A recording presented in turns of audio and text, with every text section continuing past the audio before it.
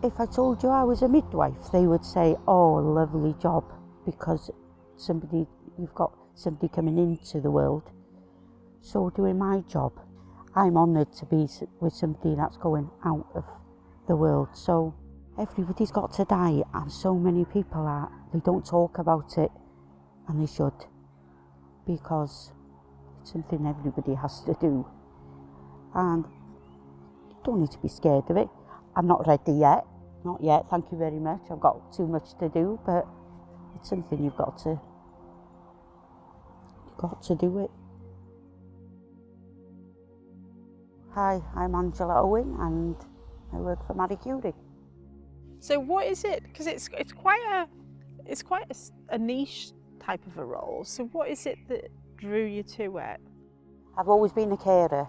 I worked for the NHS for 14 years, community spinal injuries and community health, high dependency. But I always wanted to work for Marie Curie. It took me 10 years to get in, so don't give up, anyone. And it's the best job ever. My mum always said to me that I could be in a room full of people and by the end of it, I'd know everybody's life story. That's just the kind of person I am. And I think that's why I did the job. And I have to say, I get on with all my patients, all of them. What do you think a good death looks like? A good death is when somebody says that they've enjoyed life. Yeah. So you're only here for a little while, so you might as well enjoy it while you're here. What's your day look like? Or what does your evening look like when you're with them? Start at 10 till 7, and I go in, introduce myself to the family first, because they're usually who answer the door. Then to the patient. Then they show me where the toilet is and cup of tea making things. And then they tell you, give you a handover of their care, what they expect you to do. I ask them if they want to know anything off us about the service. So we chat about that. Usually the families will retire to bed about 11, because that's why we're there, to give them a rest. And then if the patient is awake, we just chat about day to day, what they like, what I like. It's nice when I like it because I like to hear their life stories. I love it. And if they've got photos around, that's even better, because I like to chat about the photos, and it's nice to see the life they had before they were ill, or, I love it. Yeah, it's good. If they're asleep, it's just knowing that I'm there to give the families a rest. You'd be surprised how many times they come down in the morning, they've had a fantastic sleep, because it's that weight. They know that somebody's there and they know that if there's any change or I need them, they'll come down straight away. So, yeah. So it's like that peace of mind then? It is for them, yeah, it is. And I like that part of the job, because literally as soon as you walk through the door, you can literally see the weight just lifting off them. Because sometimes they're so tired because they're trying their hardest, and it's a tiring job. What do you see are the main difficulties for people when they choose to die at home? If they need extra medication at night, because I'm a health carer, I can't give all medications. I can give some if there's a chart, but we've got to phone out of hours, and we've got to wait for them to come out. They're very good, be out of hours, but there's only so much they can do too. If they want to die at home, then that's their choice.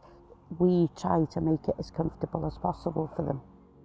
In an ideal world, how important is partnership working? In an ideal world, it's very needed.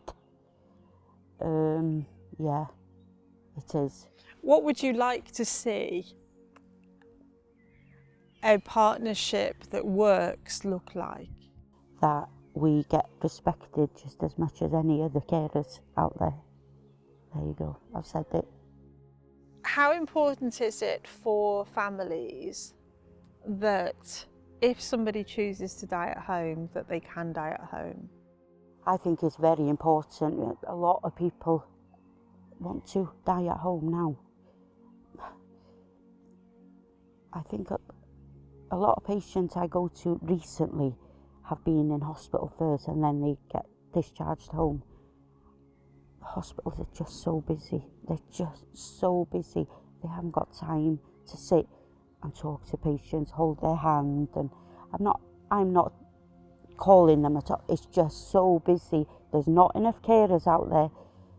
They're pleading for carers. Honest, do it because it's the best job ever. But the pay's not very good, is it? That's the thing. They can go to work in Lidl, Co-op, Tesco, wherever, get paid more. But this job, at the end of it, it's just the satisfaction you get at the end.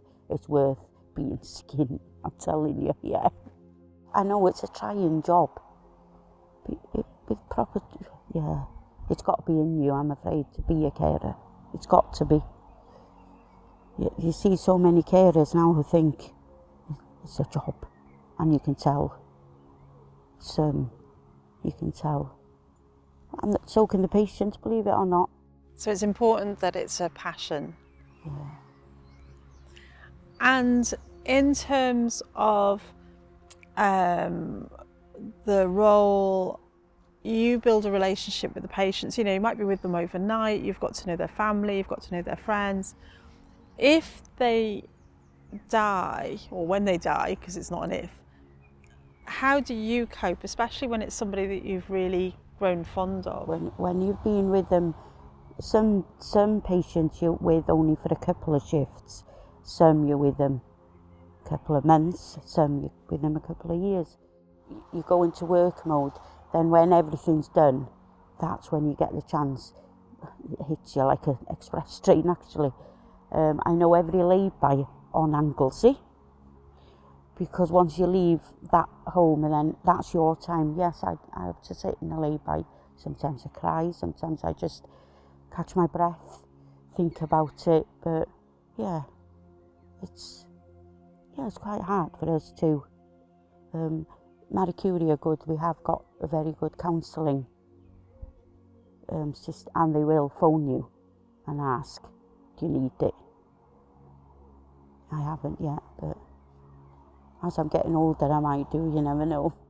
Because when you're gathering all these deaths and goodbyes with people, it must sort of just, your bucket of coping with it must get quite full at times. Yeah, the difference is every single one is different. So you can gather a bit from that one and use it there, and do you know what I mean? And then in the end, yeah, you some of them you have to dig really deep. But I think it helps because it's not monotonous. Every single one is different. You know, you find a way of coping with it, but how do you then say, that's all right, I can handle this? I've never thought about it really. I've just done it. Some stick with you a bit longer than others. I think it's a case of I've just got on with it. Yeah, I've just got on with it. And so if you were to say to somebody, you want to die at home, you need extra help, you need support, why should they get in touch with Marie Curie? Because we're fantastic. Yeah, all my colleagues, we're lone workers, but of course we're in touch with the other nurses. Yeah, we're good, you know. We're really good. I think we've got Marie Curie in us. It's in our hearts, and that's why we do the job. And I've never heard anyone say anything bad about them, so yeah, we're good. Do you think that being in a rural community, it's a different type of a community? Yeah, I love Anglesey, don't get me wrong, but compared to, you know, we've still got places with mobile phones and we've got no signal. That's just how it is. But yes, it is totally different. And you know what, these district nurses that are out of hours, they've got a massive area to cover. You know, if there's just the two of them. So distances and also the lack of resources on Anglesey is a problem. Yeah. Do you also find it difficult that people have more of a mentality of I'll cope? It's not I'll cope, it's I have to cope. That's what it is. I have to cope. Yeah. Does that not put a lot more pressure on you though, because you are on an island, it's not so quick to get anywhere for emergency help, and you just have to get on with it? Yeah. Yeah. Our line manager's great, and she always says that other Marie Curie areas have rapid response, so that helps. We haven't. And she says that our little team is amazing because it's a case of we have to do it. Do you think there's lack of understanding of what Anglesey is like from down? Yes.